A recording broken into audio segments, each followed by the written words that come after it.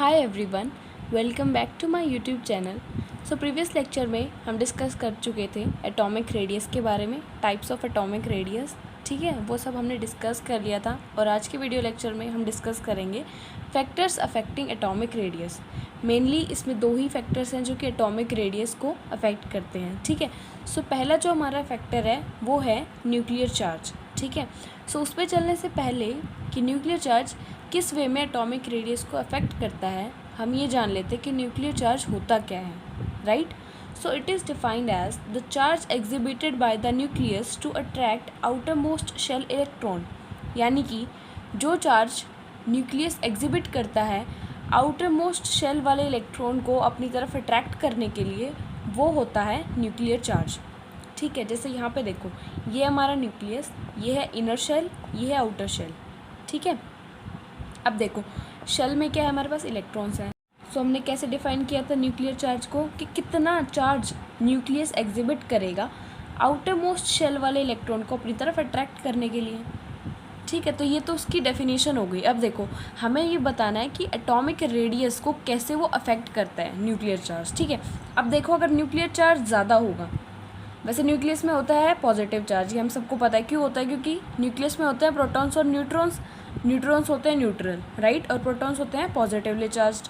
तो वो क्या करेंगे, इलेक्ट्रॉन जो कि नेगेटिवली चार्ज होते हैं उनको अपनी तरफ अट्रैक्ट करेंगे। ठीक है, तो न्यूक्लियस तो पॉजिटिवली चार्ज हो गया ड्यू टू प्रोटॉन्स, राइट। सो अभी अट्रैक्ट करेंगे। सो हमारे पास जितना ज़्यादा न्यूक्लियर चार्ज होगा, सो वो इतना ही स्ट्रॉन्गली इलेक्ट्रॉन को अपनी तरफ अट्रैक्ट करेगा। ठीक है, यानी कि और वो अट्रैक्ट करेगा तो ये शेल यहाँ से यहाँ आ जाएगी, वो अट्रैक्ट करेगा तो ये क्लोज आ जाएंगे, यानी कि डिस्टेंस कम हो जाएगा, और डिस्टेंस कम हो जाएगा तो रेडियस भी क्या हो जाएगी, डिक्रीज़ हो जाएगी, है ना।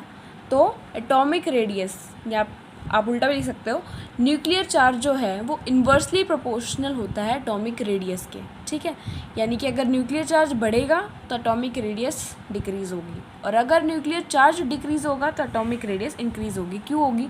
क्योंकि अगर न्यूक्लियर चार्ज कम हुआ, वीक हुआ, ठीक है, तो वो अट्रैक्ट उतनी स्ट्रांगली नहीं कर पाएगा इलेक्ट्रॉन को, है ना। तो वो क्या, और जो अंदर वाले जो इलेक्ट्रॉन है, इनर शेल वाले इलेक्ट्रॉन, ये क्वेश्चन आ रहा होगा आपके माइंड में कि रिपल्शन क्यों नहीं हो रहा है ना, इलेक्ट्रॉन दोनों नेगेटिवली चार्ज है, तो उसका एक इफेक्ट होता है, वो मैं अभी बताऊंगी आपको। ठीक है, तो वो क्या करेंगे, पुश कर देंगे इनको और डिस्टेंस बढ़ जाएगा, इसलिए एटॉमिक रेडियस क्या हो जाएगी, इंक्रीज़ हो जाएगी। ठीक है, तो ये है इसका रिलेशन न्यूक्लियर चार्ज का और एटॉमिक रेडियस का। ठीक है, सो बेसिकली तो हम न्यूक्लियर चार्ज को इफेक्टिव न्यूक्लियर चार्ज ही कहेंगे आगे चल के। ठीक है, पता चलेगा और उसको फाइंड आउट भी करेंगे। So effective nuclear charge is denoted by Z effective, और जेड इफेक्टिव को कैलकुलेट करने का फॉर्मूला है जेड माइनस सिग्मा।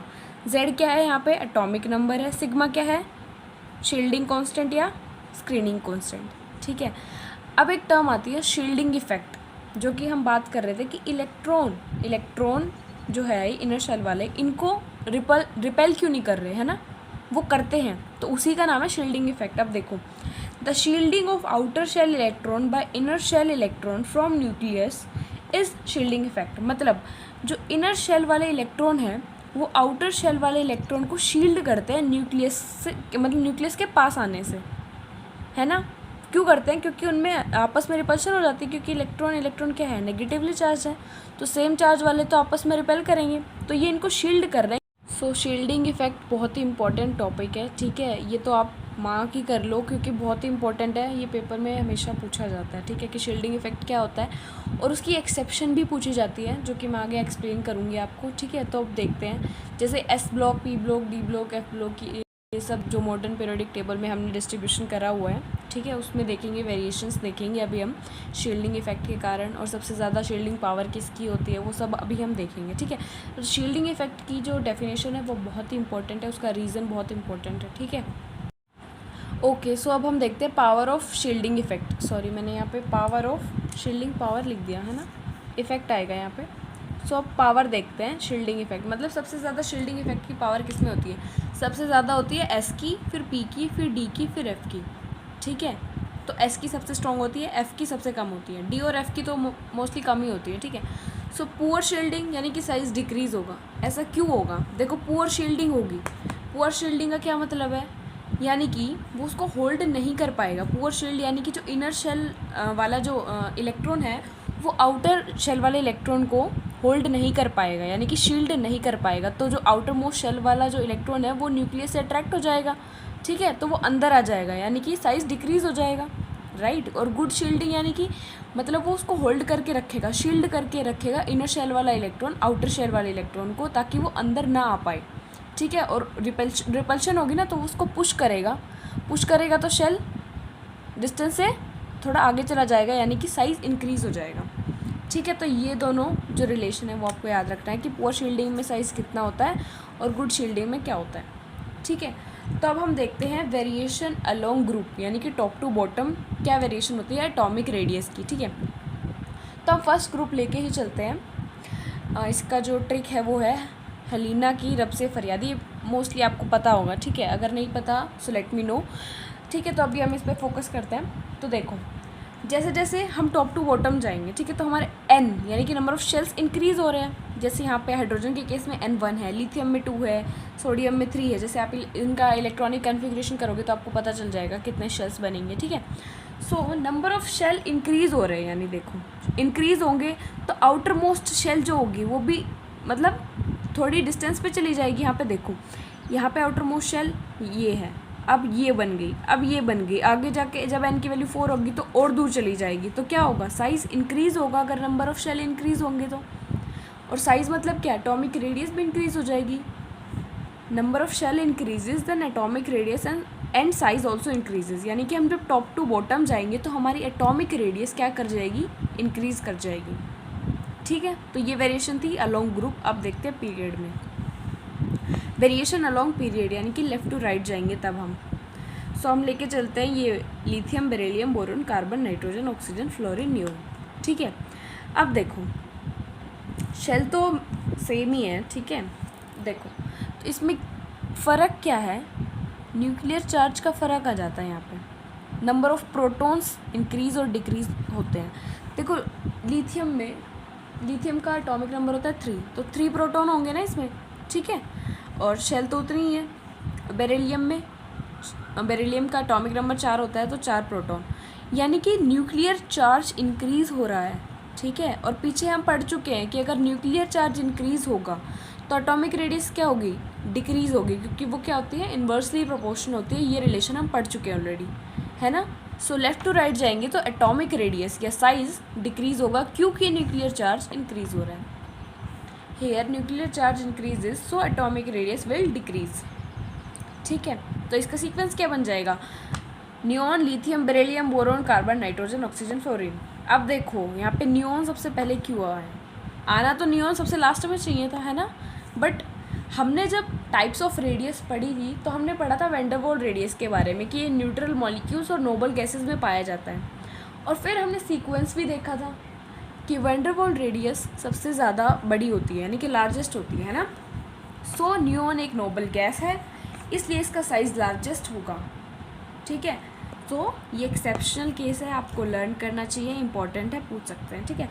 सो नियॉन, फिर लिथियम, फिर बेरिलियम, बोरोन, यानी कि सबसे छोटा जो एटॉमिक रेडियस है वो फ्लोरीन का होगा इस पीरियड में, ठीक है। ओके, सो अब दूसरा जो हमारा फैक्टर है जो कि अफेक्ट करता है एटॉमिक रेडियस को, वो है शेल नंबर, जो कि मैं पहले भी बता चुकी हूँ वेरिएशन अलोंग ग्रुप में, बट कोई बात नहीं। As number of shell increases atomic radius और साइज ऑल्सो इंक्रीजेज। जैसे जैसे नंबर ऑफ शेल इंक्रीज़ करेंगे सो एटॉमिक रेडियस भी इंक्रीज़ करेगा, क्योंकि हमारा आउटर मोस्ट शेल वाला जो इलेक्ट्रॉन है वो दूर चला जाएगा, तो एटॉमिक रेडियस यानी कि साइज़ क्या होगा, बढ़ जाएगा, है ना। अब देखो दो चीज़ें आती हैं, डी ब्लॉक कॉन्ट्रैक्शन और एक होती है एफ ब्लॉक कॉन्ट्रैक्शन, ठीक है। बहुत ही इंपॉर्टेंट है क्योंकि इनकी वजह से पी ब्लॉक पे इफेक्ट पड़ता है। देखो D block contraction, it arises due to D block elements but it will apply और affect P block elements. D block contraction जो होती है वो अराइज तो होती है डी ब्लॉक एलिमेंट्स की वजह से, लेकिन इफेक्ट किसको करती है, पी ब्लॉक एलिमेंट्स को। कैसे इफेक्ट करती है वो अब हम देखेंगे आगे। सो अब हम एग्जाम्पल लेते हैं 13th ग्रुप का, ठीक है। सो इसकी ट्रिक क्या है, बैंगन, आलू, गाजर, इन थैला, ठीक है। तो ये बहुत सारी अच्छी अच्छी ट्रिक्स है ग्रुप्स को याद करने के लिए, ठीक है। सो अब हम देखते हैं इसका एग्जांपल लेके, जो कि पी ब्लॉक एलिमेंट्स में हम इनको कंसीडर करते हैं, ठीक है। तो जब आप इनका इलेक्ट्रॉनिक कन्फिग्रेशन करोगे, ठीक है, तो बैंगन आलू यहाँ तक तो यानी कि बोरॉन और एल्यूमिनियम तक तो जनरल ट्रेंड है, जो डाउन द ग्रुप जाएंगे तो एटॉमिक रेडियस इंक्रीज होगा, जो कि हम डिस्कस कर चुके हैं ऑलरेडी, है ना। सो यहाँ तक तो सेम रहेगा, बट गैलियम में क्योंकि इसका इलेक्ट्रॉनिक कन्फिग्रेशन में डी सबशेल आ जाती है, उसमें हम इलेक्ट्रॉन फिल कर देते हैं, तो यहाँ पे डी ब्लॉक कॉन्ट्रैक्शन की वजह से एल्यूमिनियम और गैलियम का साइज़ सेम हो जाता है। होना क्या चाहिए, गैलियम का ज़्यादा होना चाहिए एल्यूमिनियम से, बट यहाँ पे सेम हो जाता है, ठीक है। अब देखो फिर इंडियम का तो ज़्यादा होगा, ठीक है, और फिर इंडियम और थेलियम का सेम हो गया, क्यों, यहाँ पे आ गई लेंथेनॉइड कॉन्ट्रैक्शन, लेंथेनॉइड कॉन्ट्रैक्शन, ठीक है, या फिर उसको बोलते हैं हम एफ ब्लॉक कॉन्ट्रैक्शन, ठीक है। तो उसकी वजह से इन दोनों का साइज़ सेम हो गया, ये आपको लर्न करना है, इम्पॉर्टेंट है, ठीक है। तो अब हमने देख लिया एस ब्लॉक के अलोंग, पी ब्लॉक के अलोंग, तो इसकी सीरीज़ में क्या वेरिएशन देखने को मिलती है वो देखो, अब मैंने लिखा हुआ है, पढ़ लो। Up to middle of series size first decreases due to increase in Z effective, यानी कि इफेक्टिव न्यूक्लियर चार्ज यहाँ तक, ठीक है, यहाँ तक सीरीज़ के मिडल तक तो क्या हो रहा है, जो हमारा इफेक्टिव न्यूक्लियर चार्ज है वो इंक्रीज़ हो रहा है, और वो क्या होता है, इन्वर्सली प्रोपोर्शनल होता है एटॉमिक रेडियस के, तो एटॉमिक रेडियस क्या हो जाएगी, डिक्रीज़ हो जाएगी, ठीक है। But in the middle it remains same because of shielding effect, but बीच में यहाँ पे आयरन कोबाल्ट निकल, यहाँ पे क्या रहेगा, कांस्टेंट रहेगा, सेम रहेगा, क्योंकि शील्डिंग इफेक्ट है यहाँ पे, ठीक है। And in the end of series electronic repulsion will be greater than Z effective, so size will be increase, यानी कि यहाँ पे क्या हो जाएगी, इलेक्ट्रॉनिक रिपल्शन डोमिनेंट कर जाएगी जेड इफेक्टिव से, इसलिए साइज़ क्या हो जाएगा, इंक्रीज़ हो जाएगा। तो ये है हमारा डी ब्लॉक सीरीज़ में वेरिएशन, ठीक है। तो आज का जो वीडियो लेक्चर है यहीं पे समाप्त करते हैं, और जो नेक्स्ट वीडियो लेक्चर होगा उसमें डिस्कस करेंगे आयोनाइजेशन एनर्जी के बारे में, ठीक है। तो आज के लिए इतना ही, थैंक यू सो मच।